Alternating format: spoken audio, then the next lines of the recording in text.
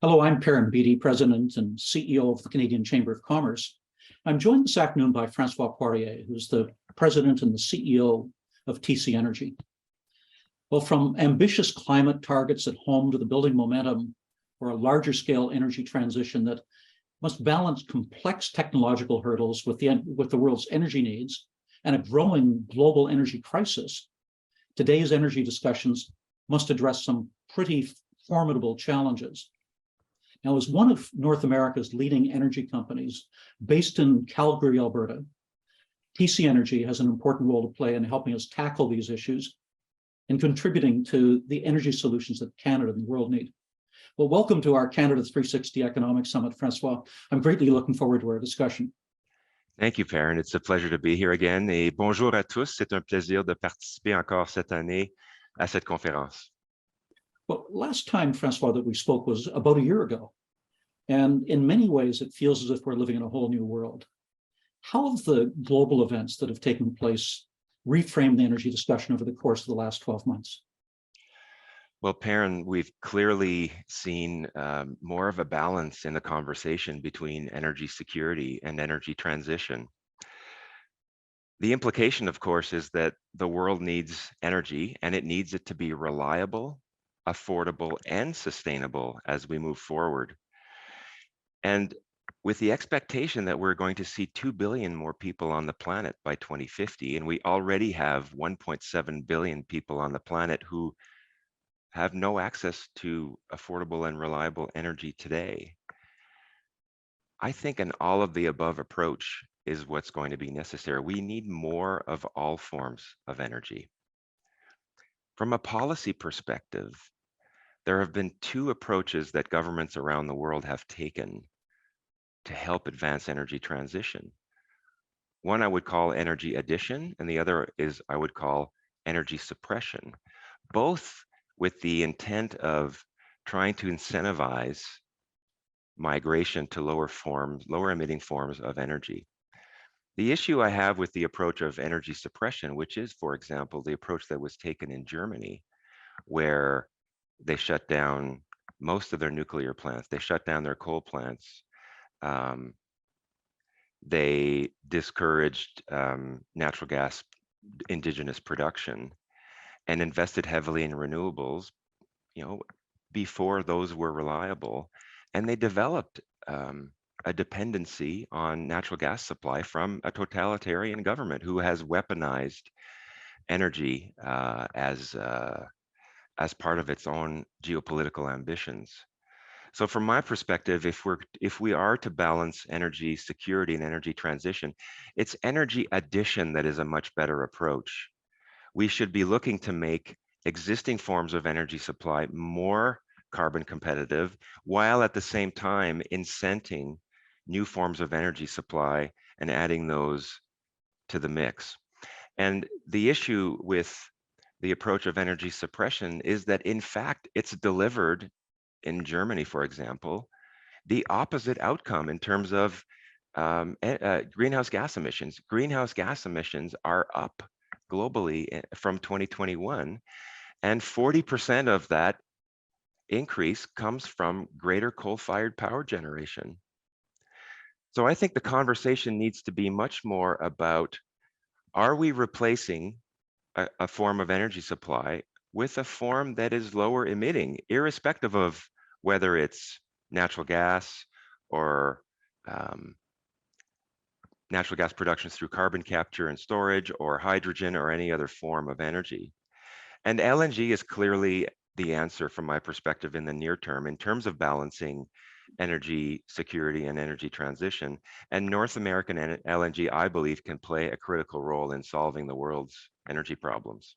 So it's a global problem. It's going to require a holistic solution of this and as opposed to this instead of, in many ways. What specifically do you see as Canada's role in solving the global energy and security crisis? And how can we as a country collaborate with others to do it? Well, I would say Canada has an opportunity right now to punch above its weight and help solve the world's energy problems. We are resource rich. and we can help the world transition to lower forms of energy.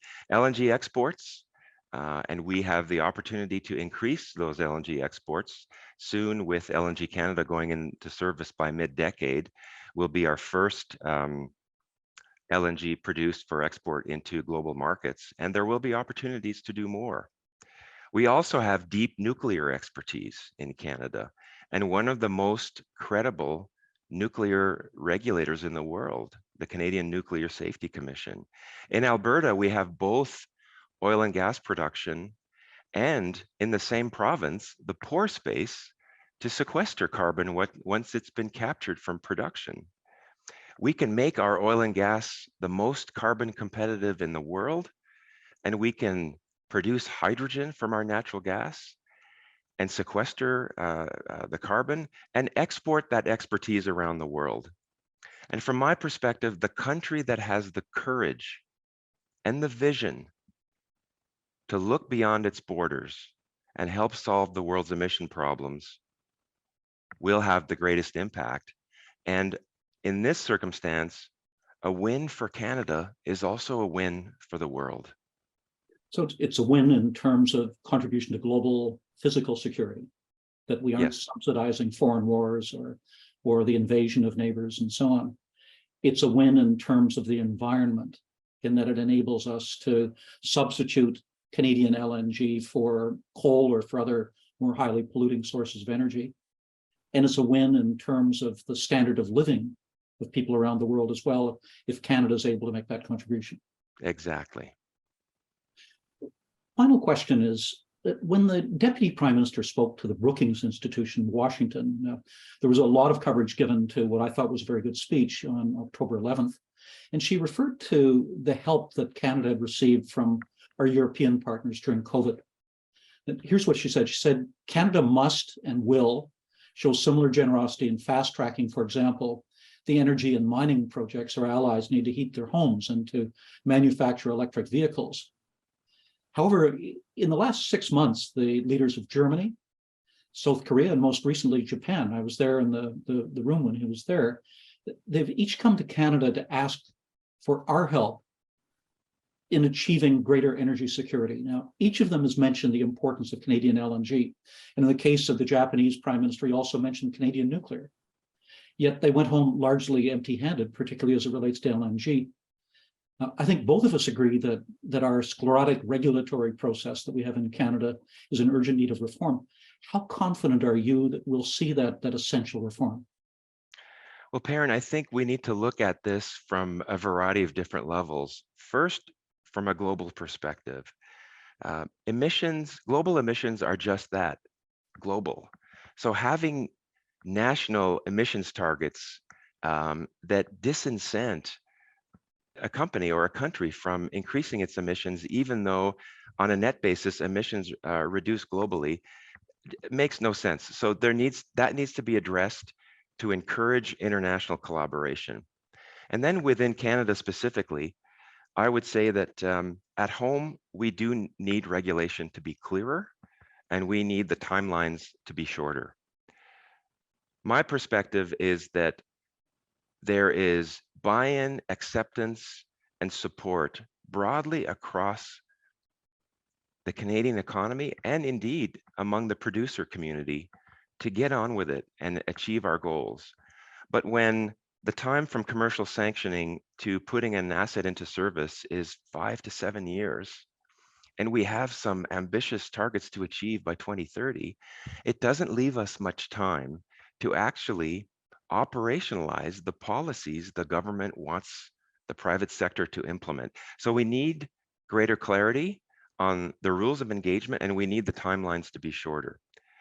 I do also think that better collaboration and stronger collaboration is needed between all levels of government, be they municipal around local permits that are required to conduct construction in a safe and environmentally responsible manner, with provincial governments who of course have jurisdiction around production of its natural resources, and the federal level, which may impact timelines for implementation of infrastructure projects, but also with respect to achieving the country's environmental goals. And we need to see that collaboration now and more robust. I do have a sense of optimism, Perrin, that with LNG Canada's facility coming online by mid-decade, we've now demonstrated that Canada as a country can contribute to delivering more LNG globally. And indeed, whether it's LNG Canada or other projects that have been proposed, there is the potential for the Western Canadian Basin to deliver more natural gas to the West Coast for export. It's economical, it's globally competitive, it is environmentally responsible and sourced natural gas. And as I said at the outset, Canada has a great opportunity here to punch above its weight. So while we are in the early innings of learning how to live within the confines of new regulations with the CER and Bill C-69 and the Impact Assessment Act, there are some improvements that can be made in terms of how we operate within those confines.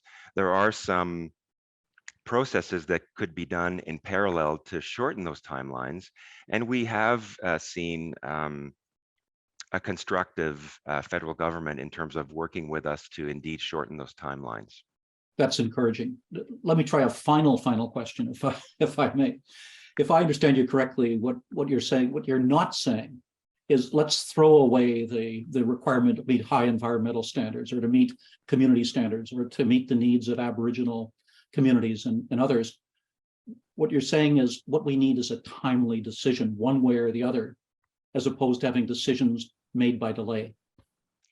Yes, and when we have the same issues being adjudicated over and over again by different levels of government in a serial manner, all that does is extend the process. I think to the extent there's stronger collaboration and we can figure out a way to do more work in parallel, we will be able to deliver outcomes and implement infrastructure investment in a more timely manner. And that, I feel, all levels of government and all project proponents need to feel a stronger sense of urgency on. Francois, thank you so much. It couldn't be a more timely discussion. It's something that's urgent for Canada and for the world. And both Canada and TC Energy have a critical role to play. Thank you so much for being with us today. My pleasure.